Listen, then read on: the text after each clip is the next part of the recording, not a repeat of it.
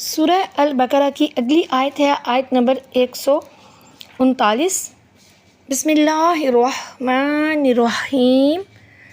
قل آپ کہہ دیں اتحاجوننا کیا تم جھگڑا کرتے ہو ہم سے فی اللہ اللہ تعالیٰ کے بارے میں وَهُوَ رَبُّنَا وَرَبُّكُمْ حالانکہ وہی رب ہے ہمارا اور رب ہے تمہارا وَلَنَا أَعْمَالُنَا اور ہمارے لیے اعمال ہیں ہمارے وَلَكُمْ أَعْمَالُكُمْ اور تمہارے لیے اعمال ہیں تمہارے وَنَحْنُ لَهُ مُخْلِصُونَ اور ہم اس کے لیے خالص کرنے والے ہیں۔ اس آیت کا بامحاورہ ترجمہ ہے، آپ کہیے کیا تم اللہ کے متعلق ہم سے بحث کرتے ہو حالانکہ وہ ہمارا رب ہے اور تمہارا رب ہے اور ہمارے لیے ہمارے اعمال ہیں اور تمہارے لیے تمہارے اعمال ہیں اور ہم اسی کے ساتھ مخلص ہیں۔ اب دیکھیں کہ اس آیت کا پچھلی آیتوں کے ساتھ چند طرح کا تعلق ہے۔ پہلا یہ کہ پچھلی آیتوں میں کہا گیا تھا مسلمانوں سے کہ اے مسلمانوں اہل کتاب سے کہہ دو کہ ہم خدا کے رنگ میں رنگے ہوئے ہیں۔ تو اس بات پر جو وہ اہل کتاب تھے وہ کہہ سکتے تھے کہ تم آج نئے نئے مومن ہوئے ہو، عابد ہوئے ہو، اب تک تم مشرک تھے، ابھی تم نے اسلام قبول کیا ہے اور ہم تو صدیوں سے اللہ کے رنگ میں رنگے ہوئے ہیں اور اس کی عبادت میں مشغول ہیں، تو لہٰذا ہم اللہ کے رنگ میں ہیں، تم نہیں ہو۔ یعنی کہ یہ اہل کتاب جو ہیں وہ مسلمانوں کو کہہ سکتے تھے، لیکن اس کا جواب دیا جا رہا ہے۔ جواب میں بتایا جا رہا ہے کہ اللہ تعالیٰ کے ہاں نئے پرانے کا لحاظ نہیں ہے، اللہ تعالیٰ کے ہاں اگر لحاظ ہے کسی بات کا تو وہ اعمال کا ہے۔ اور دوسرا تعلق یہ ہے کہ پچھلی آیت کے مضمون پر اہل کتاب اعتراض کر سکتے تھے کہ اسلام اللہ کا رنگ نہیں ہے اور نہ حضور نبی کریم صلی اللہ علیہ وسلم اس کے نبی ہیں اور نہ ہی تم خدا کے پیارے ہو، کیونکہ ہمارا دین پرانا ہے، سارے پیغمبر جو ہیں وہ ہمارے ہی نسب میں ہیں، ہم ہی رب کے محبوب ہیں اور تمہیں اطاعت پر وہ ثواب نہیں مل سکتا جو ہم گناہ کر کے پا لیتے ہیں، کیونکہ ہم اللہ کے پیارے ہیں اور پیارے کی نافرمانی غیروں کی فرما برداری سے بڑھ کر ہے۔ تو یہ جو اہل کتاب یہود و نصارہ ہیں ان کی ان باتوں کا یہاں پر رد کیا جا رہا ہے اور ان کے اس وہم کو دور کرنے کے لیے فرمایا جا رہا ہے کہ رب کی محبوبیت اعمال سے حاصل ہوتی ہے نہ کہ نسب سے۔ پھر پچھلی آیتوں میں رنگ اور رنگنے والے دونوں کا ذکر ہوا، چونکہ اے یہودیوں تمہارے دلوں پر نفسانی شیطانی رنگ چڑھے ہوئے ہیں، تو ان پر رحمانی رنگ کیسے چڑھے؟ ہم اپنے دل ان رنگوں سے دھو کر خالص مخلص بندے ہو گئے، یعنی کہ مسلمانوں نے یہ یہودیوں کو کہنا ہے، لہٰذا ہم رنگین ہیں۔ اس آیت کا جو شأن نزول ہے وہ یہ ہے کہ یہودیوں نے مسلمانوں سے کہا کہ ہماری کتاب سب سے پہلی کتاب ہے، ہمارا قبلہ پرانا قبلہ ہے، ہمارا جو دین ہے وہ سب سے زیادہ پرانا اور قدیم ہے، کہ سارے انبیاء جو ہیں وہ ہم میں سے ہی آئے ہیں، کیونکہ جو سارے نبی ہیں اسرائیل ہی میں سے پے در پہ آتے رہے ہیں، یعنی کہ حضرت اسحاق کی اولاد سے حضرت یعقوب علیہ السلام، حضرت یوسف علیہ السلام اور ان کی اولاد سے سارے نبی آتے رہے، اور حضرت اسماعیل علیہ السلام جو ہیں ان کی اولاد سے کوئی نبی نہیں تھا، صرف اور صرف نبی کریم صلی اللہ علیہ وسلم ہی تشریف لائے، تو ان کو اس چیز کا بھی بڑا فخر اور غرور تھا اور بغض بھی ان کو یہی تھا کہ سارے نبی ہماری لڑی میں سے آتے رہے، ہمارے نسب میں سے آتے رہے اور آخری نبی پھر اسماعیل میں سے کیوں آ گئے، یعنی یہ بنی اسماعیل میں سے کیسے آ گئے، یہ بھی بنی اسرائیل میں سے ہی ہونے چاہیے تھے۔ تو اسی بغض اور حسد کی وجہ سے تو ساری ان کے ساتھ جنگ ہے، ساری لڑائی ہے۔ تو یہی وہ کہہ رہے تھے یہودی کہ ہم ہی سب سے پرانے دین پر ہیں اور ہمارا قبلہ پرانا ہے، سارے نبی ہم میں سے آئے ہیں، ہم ہی سچے ہیں، اور ساتھ انہوں نے یہ بھی کہہ دیا کہ اگر حضرت محمد مصطفیٰ کریم صلی اللہ علیہ وسلم نبی ہوتے تو ہم میں سے ہوتے، نہ کہ عرب کے بت پرستوں میں سے ہوتے۔ تو ان کی تردید کے لیے یہ جو آیت کریمہ ہے یہ نازل کی گئی۔ اب دیکھیں کہ اس آیت میں کل کہہ دو، اب یہاں پر جو کہہ دینے کا لفظ استعمال کیا جا رہا ہے یہ مسلمانوں سے بھی خطاب ہو سکتا ہے کہ اے مسلمانوں تم اہل کتاب سے کہہ دو، اور یہ خطاب نبی کریم صلی اللہ علیہ وسلم سے بھی ہو سکتا ہے، یعنی کہ اے محبوب صلی اللہ علیہ وسلم آپ مسلمانوں سے فرما دیں کہ وہ اہل کتاب سے جا کے کہیں، کیا کہیں؟ اتحاجوننا کہ کیا تم ہم سے لڑائی جھگڑا کر رہے ہو، یعنی کہ تم ہم سے جھگڑے کر رہے ہو، حجت بازی کر رہے ہو، کس بارے میں؟ فی اللہ اللہ کے بارے میں۔ تو ان سے فرمایا جا رہا ہے کہ تم اس بات میں جھگڑا کر رہے ہو کہ ہم سچے ہیں اور یہ کہہ دو، کیا کہہ دو؟ وَهُوَ رَبُّنَا وَرَبُّكُمْ، کہ وہ تمہارا بھی رب ہے اور ہمارا بھی رب ہے۔ تمہارا یہ دعویٰ بالکل غلط ہے کہ تم کہو کہ وہ صرف مسلمانوں تمہارا رب نہیں ہے، ہمارا رب ہے، حالانکہ وہ رب اسی کا ہے جو کہ اس کے دین پر، اس کی تعلیمات پر عمل کرے گا، جو اس پر ایمان لے کے آئے گا، اس کی کتابوں پر ایمان لائے گا، اس کے تمام رسولوں پر ایمان لائے گا۔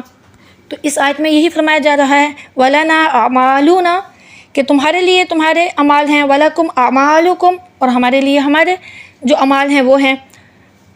اور پھر آگے مسلمانوں سے فرمایا جا رہا ہے کہ تم ان لوگوں سے کہہ دو وَنَحْنُ لَهُ مُخْلِصُونَ، کہ ہم اس کے ساتھ مخلص ہیں، یعنی یہاں پر اخلاص کا ذکر کیا جا رہا ہے کہ ہم اخلاص والے ہیں، ہم اللہ تعالیٰ کے ساتھ مخلص ہیں۔ خلاصہ تفسیر یہ ہے کہ اللہ تعالیٰ فرما رہا ہے کہ اے یہودیوں، اے مسلمانوں، کہ تم ان یہودیوں سے کہہ دو کہ اے یہودیوں، تم اللہ کے بارے میں ہم سے لڑائی جھگڑا نہ کرو اور اپنے آپ کو رب کا پیارا بلا وجہ نہ سمجھو۔ یہ کبھی نہیں ہو سکتا کہ تم بد عملی کر کے بھی پیارے ہی بنے رہو اور ہم نیکیاں کر کے اس سے دور رہیں۔ یہ کیسے ہو سکتا ہے جب ہم بھی اسی کے بندے ہیں اور تم بھی اسی کے بندے ہو؟ وہ ہمارا بھی رب ہے، تمہارا بھی رب ہے، تو وہ ناحق طرفداری کیوں کرے گا؟ اور یہ فرما دو کہ اللہ کی بارگاہ میں جو قبولیت ہے وہ بذریعہ اعمال ہے۔ تو آؤ ہم تم اپنے اپنے اعمال کو اخلاص کی کسوٹی پر پرکھتے ہیں کہ ہمارے اعمال تو اللہ کے لیے ہیں اور اس کے قانون کے مطابق ہیں، اور تمہارے اعمال جو ہیں وہ تمہاری قوم کے لیے ہیں اور برادری کے قانون کے مطابق ہیں، لہٰذا یہ مقبول اور وہ مردود ہیں، یعنی کہ ہمارے اعمال مقبول ہیں، قبول ہیں، یعنی کہ، اور جو تمہارے ہیں وہ مردود ہیں۔ مزید فرماتے ہیں کہ صحابہ کرام کی جماعت سے کہ ان کو کہہ دو یہودیوں سے کہ اے اہل کتاب، ہم تمہاری طرح صرف اپنی ذات کو جنت کا ٹھیکیدار نہیں سمجھتے، اللہ ہمارا تمہارا دونوں کا رب ہے، لہٰذا ہمارے موجودہ عمل جو اس دین کے موافق ہیں وہ قبول، اور تمہارے بزرگوں کے گزشتہ اعمال جو اس دین کے موافق تھے وہ بھی قبول ہیں۔ اور ہم یہ انصاف کیوں نہ کریں؟ ہم تو رب کے خالص بندے ہیں، اور اس کے فرمان پر سر جھکانا، نفسیانیت سے دور رہنا، یہ ہمارا سب سے پہلا فرض ہے، اور تم لوگ تو اپنے نفس کی پوجا کر رہے ہو۔ اب دیکھیں کہ اس آیت کے کیا فائدے ہیں، ہمیں سے کیا سبق ملا کہ دنیا میں ہر برا بھلا بندہ جو ہے وہ رب کی ربوبیت سے فائدہ حاصل کرتا ہے۔ یہاں کی امیری غریبی سے کسی کی مقبولیت یا مردودیت کا پتہ نہیں چل سکتا، یعنی کہ اس دنیا میں اگر کوئی امیر ہے یا غریب ہے تو اس کی امیری غریبی یہ کوئی پیمانہ نہیں ہے کہ جس سے یہ پیمائش کی جا سکے کہ یہ اللہ کی بارگاہ میں مقبول ہے تو یہ امیر ہے، یہ اللہ کی بارگاہ میں مردود ہے تو یہ غریب ہے۔ یہ نہیں ہے، یہ اللہ ہی جانتا ہے۔ اس کا ظہور انشاءاللہ عز و جل قیامت میں ہوگا، وہاں ہر کسی کا اخلاص جو ہے وہ تولا جائے گا اور پتہ چلے گا کہ کون کتنا مخلص تھا۔ سارے کی ساری جو اعمال کا دار و مدار نیتوں پر ہے، اور نیتیں خالص ہوں گی تو ہی ہمارے جو اعمال ہیں وہ قبول ہوں گے، اور اگر ان میں ریاکاری ہوگی تو وہ پھر مردود ہوں گے۔ پھر یہ کہ آسمانی دین اپنے اپنے وقتوں میں بندوں کے لیے ذریعہ نجات تھے، یعنی کہ جب جب اللہ تعالیٰ نے انبیاء کرام بھیجے، جس قوم میں بھیجے، جس وقت بھیجے، اس وقت اپنے اپنے ان کے جو وقت تھے تب تک لوگوں کے لیے ان پر ایمان لانا ضروری تھا۔ یعنی کہ اگر ایک نبی آ گیا، وہ اللہ تعالیٰ کی تعلیمات کو لے کے آیا، اس نے جو تعلیمات بتائیں کہ آپ نے اس تعلیمات پر عمل کرنا ہے، میں اللہ کا نبی ہوں، ان کو مانو، تو وہ تمام تعلیمات کو اس وقت کے جو لوگ ہیں ان پر فرض تھا کہ وہ مانتے، اور وہی دین اسلام تھا اس وقت، اور وہی نظریہ نجات تھا۔ اس لیے اس وقت اگر جو لوگ یعنی کہ اس دین پر تھے، اس وقت کے جو یہودی تھے، یعنی کہ وہ تو اسلام پر ہی تھے نا، وہ یہودی تو نہیں تھے، وہ اس وقت جو نبی آئے انہوں نے، یعنی حضرت عیسیٰ علیہ السلام ہیں یا حضرت موسیٰ علیہ السلام ہیں یا حضرت ابراہیم علیہ السلام ہیں، جتنے بھی نبی ہیں، جب وہ آئے انہوں نے جو دین دیا وہی اصل میں دین تھا۔ اس وقت وہ مسلمان تھے، اس لیے ان کو ہم کچھ نہیں کہہ سکتے، نام کو ہم عیسائی کہہ سکتے ہیں، نہ یہودی، نہ کافر، نہ فاسق، کچھ بھی نہیں کہہ سکتے، کیونکہ وہ اس وقت اسلام پر ہی تھے، اور ان میں بڑے بڑے اولیاء کرام بھی گزرے ہیں اس زمانے میں۔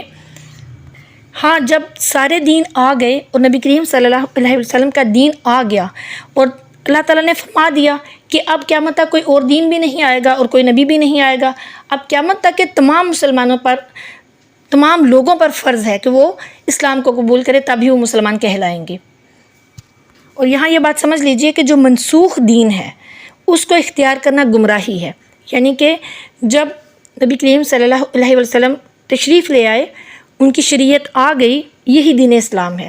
پیچھے جتنے بھی تھے وہ سارے منسوخ ہو گئے، چاہے وہ کوئی بھی تھے. یعنی حضرت عیسیٰ علیہ السلام، حضرت موسیٰ علیہ السلام کے جو بھی اس وقت دین تھے، اس وقت ان پر عمل کرنا ضروری تھا جب تک کہ وہ تھے. جب نبی کریم صلی اللہ علیہ وسلم تشریف لے آئے تو پھر سارے کے سارے دین منسوخ ہو گئے. اب پچھلے دینوں پر کوئی ایمان نہیں لائے گا. جو وہی ایمان والا ہوگا جو کہ دین اسلام پر، نبی کریم صلی اللہ علیہ وسلم پر ایمان لے کے آئے گا. اب اگر وہ ان دنوں پر ایمان لے کے آتے ہیں، یعنی کوئی عیسائی بن جاتا ہے، یہودی بن جاتا ہے، تو وہ پھر کافر ہیں، مشرک ہیں.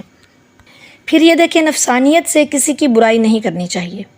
وہاں للہیت سے بروں کو برا کہنا ثواب ہے کہ لاہ مخلصون سے معلوم ہوا کہ سب کو برا کہنا بھی برا ہے اور سب کو اچھا کہنا بھی برا ہے. بروں کو اچھا اور اچھوں کو برا کہنا یہ کفر ہے. پھر یہ کہ صحابہ کرام جو ہیں، تمام کے تمام صحابہ کرام یہ مخلصین کاملین تھے کہ اللہ تعالیٰ نے انہیں اپنے اخلاص کے اعلان کا حکم دیا. جو ان کے اخلاص کا انکار کرے وہ قرآن پاک کی اس آیت پاک کا منکر ہے. افسوس ہے کہ جن بزرگوں نے ایمان اور اخلاص کا رب گواہ، یعنی کہ جن بزرگوں کے ایمان اور اخلاص کا اللہ عز و جل خود گواہ ہے، اس کا تو انکار ہے اور اپنے ایمان کا دعویٰ ہے، جس پر نہ تو قرآن کی گواہی ہے نہ حدیث مبارکہ کی گواہی ہے. بہت سے لوگ صحابہ کرام کے بارے میں فضول باتیں کرتے ہیں. ان کو اپنے ایمان کی فکر کرنی چاہیے. قرآن کریم جو ہے صحابہ کرام کے ایمان، اخلاص، تقویٰ کی گواہیاں جگہ جگہ دے رہا ہے. جب ان کی گواہیاں دی جا رہی ہیں تو بدبخت ہیں وہ لوگ جو کہ صحابہ کرام کے بارے میں اپنی زبانیں دراز کرتے ہیں. اللہ تعالیٰ سے لوگوں کو ہدایت عطا فرمائے، آمین. اب دیکھیے کہ صوفیہ کرام اس آیت کی تفسیر کتنی خوبصورت فرماتے ہیں کہ مخلوق طالب ہے اور خالق کل کا مطلوب. یعنی کہ ہم جو مخلوق ہیں ہم طالب ہیں، ہم طلب کرتے ہیں، اور جو خالق ہے وہ کل کا مطلوب ہے. یعنی کہ جو اللہ ہے وہ سب کو چاہیے. ساری خدائی اس کی شیدائی ہے اور وہ سب کا محبوب، ہر ایک کو اسی کی طلب ہے اور اسی کی جستجو ہے. کافر ہو یا مومن ہو، مخلص ہو یا منافق، سب اسی کے جویاں ہیں. یہاں بعض کا جذبہ سمجھ لیں کہ بھڑکا ہوا ہے اور بعض کا دبا ہوا. کل قیامت میں وہ جذبہ بھڑک اٹھے گا.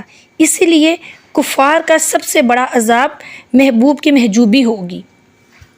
یعنی کہ ہر کوئی اللہ ہی کا طالب ہے، اللہ ہی کو تلاش کرتا ہے، اللہ کو ہی ڈھونڈتا ہے. اب دیکھیں کہ جو ہندو ہیں، کافر ہیں، وہ مندر میں کیا کرتے ہیں؟ اللہ کو ہی ڈھونڈتے ہیں. یعنی کہ وہ یہی تلاش کر رہے ہوتے ہیں نا کہ میں کون ہوں، میں کہاں سے آیا ہوں، میرا رب کون ہے. تو اصل میں ڈھونڈتے سبھی اسی کو ہی ہیں.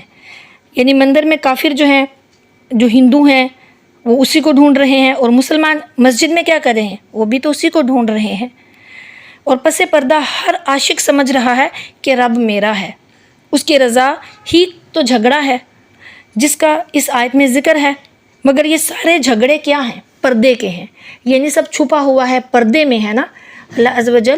تو یہ سارے جھگڑے اسی لیے ہو رہے ہیں، لوگ اسی لیے تو جھگڑ رہے ہیں کیونکہ پردے میں ہے. جیسے ہی پردہ اٹھے گا سارے جھگڑے ختم ہو جائیں گے، پھر کوئی بھی کافر نہیں رہے گا. ظاہر سی بات ہے، جب وہ رب کریم کو سب دیکھ لیں گے تو سارے جھگڑے ہی ختم ہو جائیں گے.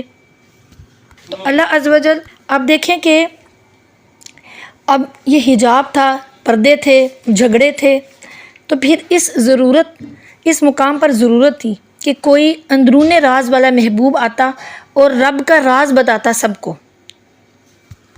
اور یہاں یہی ضرورت تھی، یعنی سبھی اللہ کو تلاش کر رہے ہیں نا، سارے اللہ کو تلاش کر رہے ہیں. تو یہاں پر یہ ضرورت تھی کہ کوئی ایسا ہوتا جو کہ اللہ کا راز بتاتا، اس کے محبوبوں کو بتاتا کہ رب کہاں ہے، کون ہے، کس کا ہے. تو اس رازدان محبوب یزدان کا نام پاک سیدنا محمد مصطفیٰ کریم صلی اللہ علیہ وآلہ وسلم ہے، جس نے ان پردے والوں کا فیصلہ فرمایا اور جس کی ذات پاک حق کی کسوٹی ہے. تو بس جب رب کریم کا پتہ حضور نبی کریم صلی اللہ علیہ وآلہ وسلم نے بتا دیا تو پھر سارے پردے بھی اٹھ گئے۔